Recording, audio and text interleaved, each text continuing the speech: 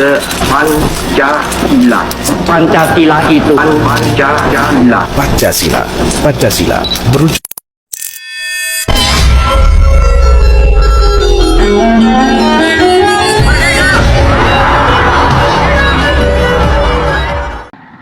Pancasila merupakan dasar negara Indonesia yang menjadi pedoman dalam kehidupan berbangsa dan bernegara. Nilai-nilai yang terkandung dalam Pancasila seharusnya tercermin dalam setiap kebijakan yang dibuat oleh pemerintah. Namun, dalam praktiknya, beberapa kebijakan politik sering menjadi perdebatan publik karena dianggap belum sepenuhnya mencerminkan nilai-nilai Pancasila. Apakah semua kebijakan politik tersebut sudah sesuai dengan nilai Pancasila? Berikut adalah beberapa contoh kebijakan yang sering dibahas dalam perspektif tersebut.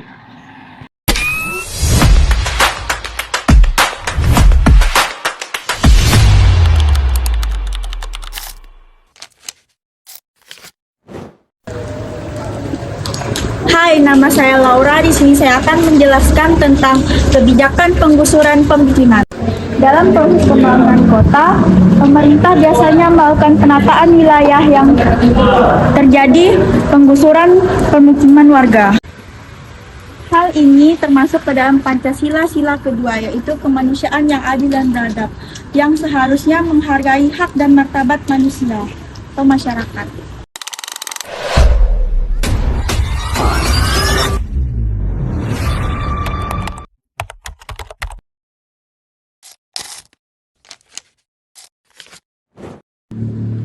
Pembangunan proyek besar tanpa partisipasi masyarakat.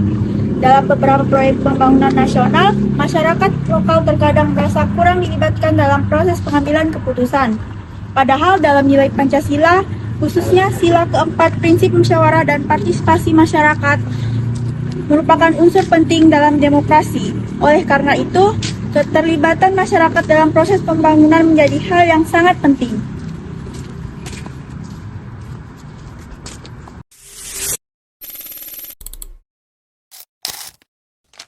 Kebijakan reklamasi wilayah pesisir, di mana reklamasi adalah proses pembuatan daratan baru di wilayah perairan yang biasanya bertujuan untuk pembangunan kawasan ekonomi atau perkotaan. Meskipun dapat memberikan manfaat ekonomi, kebijakan reklamasi sering mendapat penolakan dari masyarakat pesisir, khususnya nelayan. Mereka khawatir kehilangan wilayah tangkap dan sumber pencarian. Oleh karena itu, kebijakan ini sering menjadi perdebatan dalam katanya dengan prinsip keadilan sosial dan perlindungan terhadap masyarakat kecil.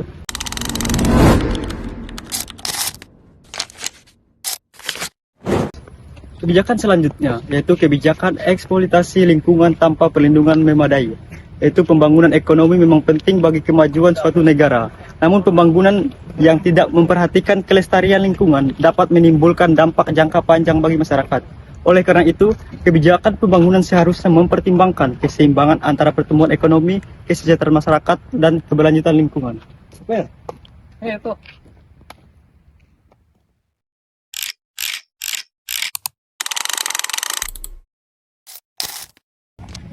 Privatisasi adalah proses ketika pengelolaan suatu sektor yang sebelumnya dikuasai negara dialihkan kepada pihak swasta.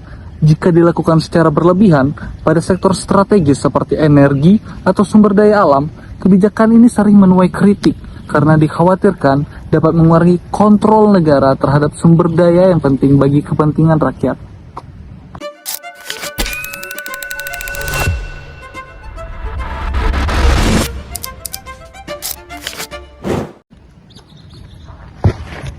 Konflik agraria akibat proyek pembangunan.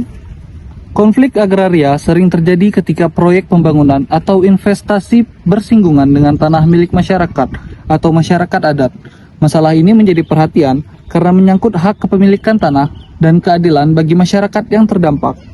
Dalam perspektif Pancasila, penyelesaian konflik seperti ini seharusnya mengutamakan dialog, keadilan, dan kesejahteraan masyarakat.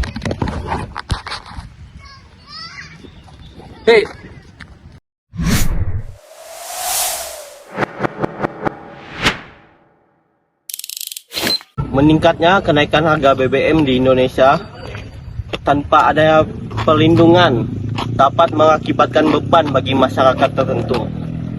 Selain itu, selain harga BBM naik, harga bahan pokok lainnya juga naik, seperti transportasi, harga minyak, dan barang makanan lainnya. Hal ini akan menyebabkan masyarakat yang berpenghasilan kecil akan susah memenuhi kebutuhan pokoknya. Ini tidak sesuai dengan nilai Pancasila kelima, yaitu keadilan sosial bagi rakyat Indonesia.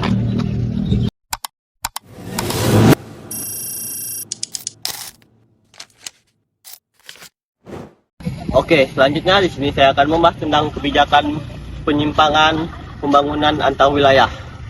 Tidak meratanya pembangunan di wilayah Indonesia ini banyak terjadi di kota-kota besar dan kecil.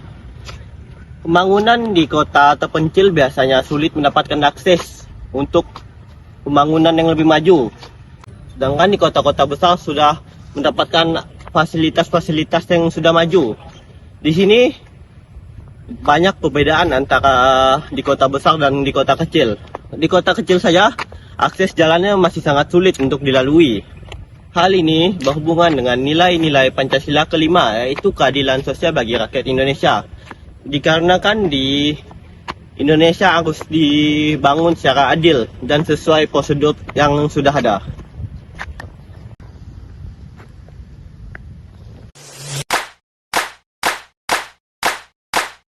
Nah, selanjutnya yaitu Undang-Undang Cipta Kerja. Undang-Undang Cipta Kerja ini dibuat untuk meningkatkan investasi dan membuka lapangan pekerjaan baru dengan menyederhanakan aturan-aturan usaha yang ada. Dan kebijakan ini dikritik oleh Serikat Pekerja dan pemerhati lingkungan karena dianggap kebijakan ini dapat mengurangi perlindungan bagi pelaku usaha dan lingkungan. Hal ini dikaitkan dengan sila kelima Pancasila, yaitu keadilan sosial bagi seluruh rakyat Indonesia.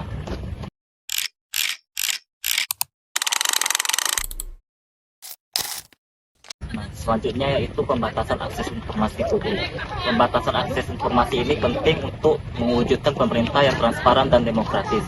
Namun dalam beberapa kasus, pemerintah cenderung menutupi berbagai informasi publik tertentu yang menimbulkan kritik karena transparansi diperlukan agar pemerintah dapat bertanggung jawab kepada rakyat. Sama.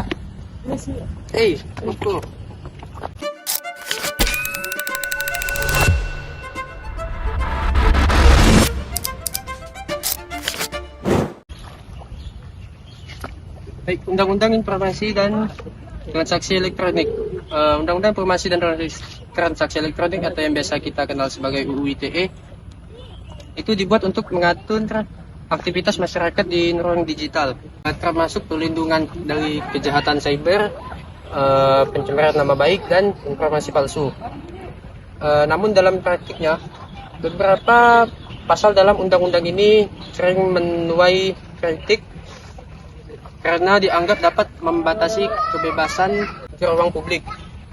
Dalam konteks nilai Pancasila, khususnya sila keempat yang menekankan demokrasi dan kebebasan, kebijakan ini sering diperdebatkan mengenai keseimbangan antara perlindungan hukum dan kebebasan masyarakat.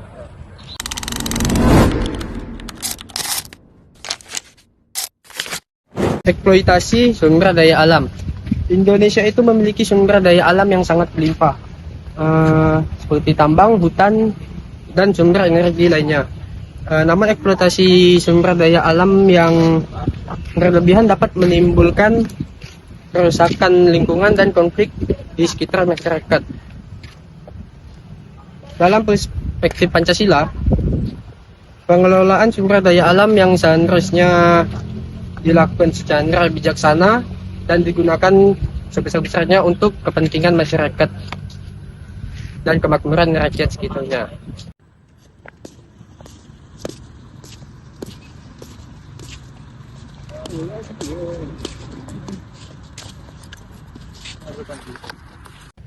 Sekian dari kami, kelompok 2, saya Peri Irwansyah. Saya Muhammad Chandra Madani. Saya Robertus Suripto. Saya Andra Mandika. Saya Darren Julian. Saya Alessandra Laura Fiska. Sekian dari kami, terima kasih.